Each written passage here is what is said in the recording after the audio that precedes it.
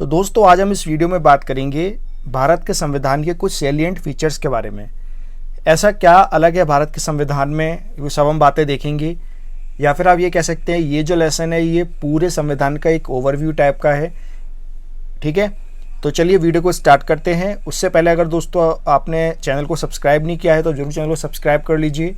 साथ में इसके अलावा मैंने और भी वीडियोस बनाए हैं, आप पॉलिटी के बाकी वीडियोस देख सकते हैं, आपको लिस्ट मिल जाएगी। एक प्लेलिस्ट मैंने बना दी है, उसमें सारे वीडियो मैंने अपलोड कर दिए हैं, तो वो आप देख सकते हैं अगर अब तक आपने इससे पहले की वीडियो नहीं देखे हैं तो। इससे पहले मैंने कवर कर लिया है प्रीएम्बल क्या होता है और बहुत सारी बातें हम लोगों ने देख ली और बाकी लेसन आपके लिए आ रहे हैं।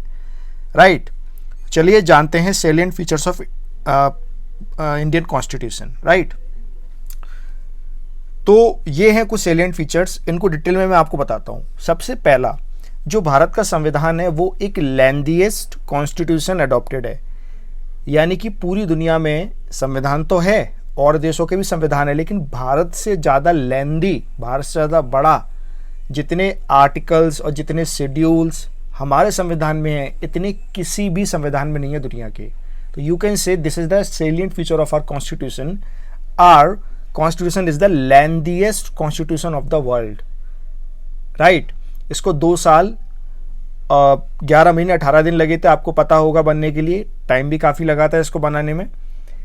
तो इसीलिए ये जो है लेंथीएस्ट कॉन्स्टिट्यूशन है। अगला जो इसका फीचर है वो है रिजिड एंड फ्लेक्सिबल। इसका क्या मतलब है? देखिए क्या होता है, जैसे कोई संविधान है, किसी भी देश का संविधान या तो रिजिड होता है या फ्लेक्सिबल होता है, यानी कि उसके अंदर अमेंडमेंट अगर हम करना है, हमें मान लीजिए कोई आर्टिकल बदलना है या कोई भी उसमें कोई प्रॉब्लम है जो हमें अमेंड करनी है, तो अमेंडमेंट अगर आराम से हो जाए किसी संविधान में तो उसे बोलते हैं फ्लेक्सिबल कॉन्स्टिट्यूशन।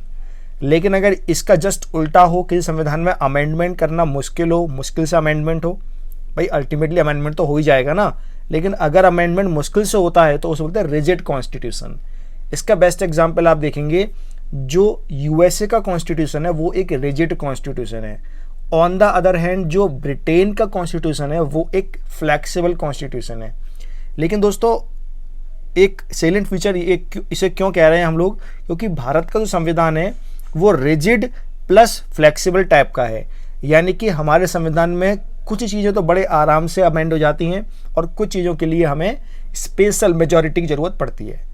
फॉर एग्जाम्पल, अगर मान लीजिए कोई भारत की कोई स्टेट है, उसका नाम बदलना है तो उसका नाम पार्लियामेंट बड़े आराम से सिंपल मेजॉरिटी से बदल सकती है। ऑन द अदर हैंड मान लीजिए कोई एक संवैधानिक बॉडी बनानी है तो उसके लिए स्पेशल मेजॉरिटी की ज़रूरत पड़ेगी।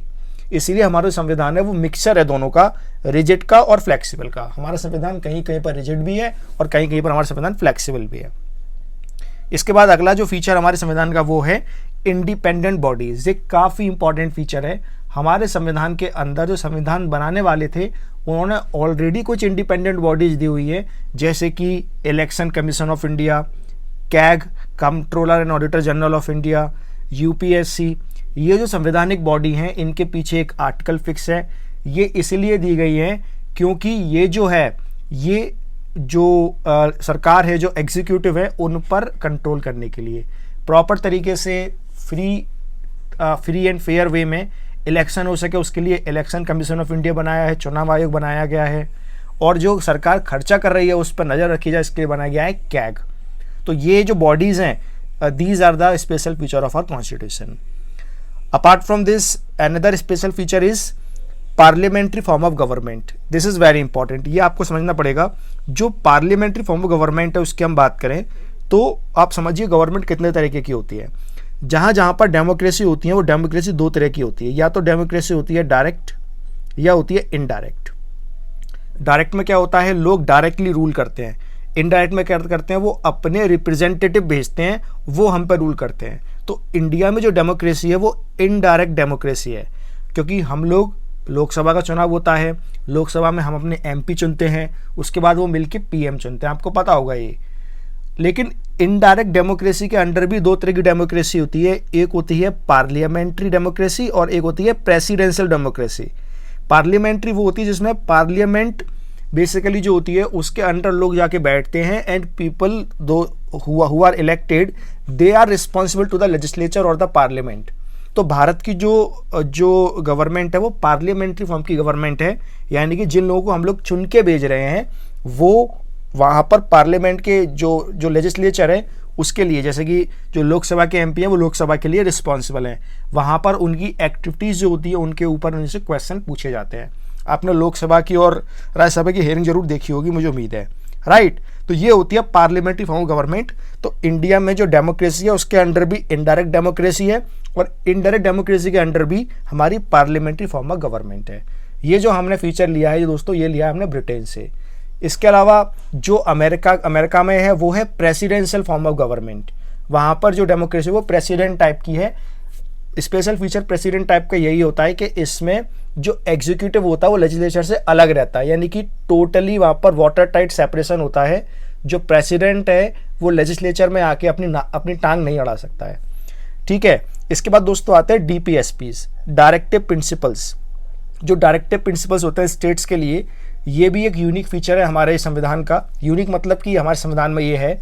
इसे हमने लिया है दोस्तों रसिया से आई थिंक रसिया से लिया है, if I am not wrong, may be शायद आयरलैंड से ले, एक बार आप देख लेना, राइट। तो जो DPSP है ये भी काफ़ी इंपॉर्टेंट है। इसके अंडर क्या है, जो स्टेट है हमारी, ये जो स्टेट है उसको एक तरीके से उसको डायरेक्ट किया गया है कि आप ये सब चीज़ें करेंगे, इंडिया को एक वेलफेयर स्टेट बनाएंगे।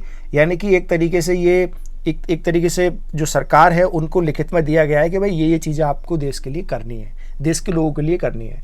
इसके अंदर बहुत सारी चीज़ें हैं। बाय द वे ये सब चीज़ों को हम लोग डिटेल में पढ़ेंगे, पार्लियामेंट्री फॉर्म को डिटेल में पढ़ेंगे, सब चीज़ें पढ़ेंगे डिटेल में। अभी मैं आपको सेलिएंट फीचर्स बता रहा हूँ। अगला जो फीचर है वो है इंडिपेंडेंट जुडिशरी। आपको पता होगा इंडिया में जो जुडिशरी है वो इंडिपेंडेंट काम करती है, वो किसी सरकार के अंडर काम नहीं करती है। Independent and we have the integrated judiciary, यानी कि हमारी जुडिशरी ऐसा नहीं है कि स्टेट के लिए हाई कोर्ट अलग है, ये मिला हुआ है, district court, high court and supreme court, integrated है पूरी judiciary and it is independent also. जो भी अगर मान लीजिए कोई सरकार है वो कोई ऐसा लॉ बनाती है जो दो लोगों के हित में नहीं है, संविधान के अगेंस्ट है, तो उसको नल एंड वॉइड कर सकती है जो हमारी जुडिशरी है, वो सुप्रीम कोर्ट और हाई कोर्ट कर सकते हैं, राइट। इसके बाद आता है fundamental rights, very very important. Fundamental rights दिए गए हैं लोगों को, और this is the salient feature of our constitution, क्योंकि फंडामेंटल राइट्स के अंडर ही जो एक तरीके से जो सरकार है वो एक तरह से बहुत ज़्यादा पावरफुल ना हो जाए, लोगों के हक ना छीनने लगे, इसीलिए फंडामेंटल राइट दिए गए हैं। फंडामेंटल राइट्स आर एनफोर्सेबल, यानी कि इसको कोर्ट ऑफ लॉ में एनफोर्स किया जा सकता है, राइट।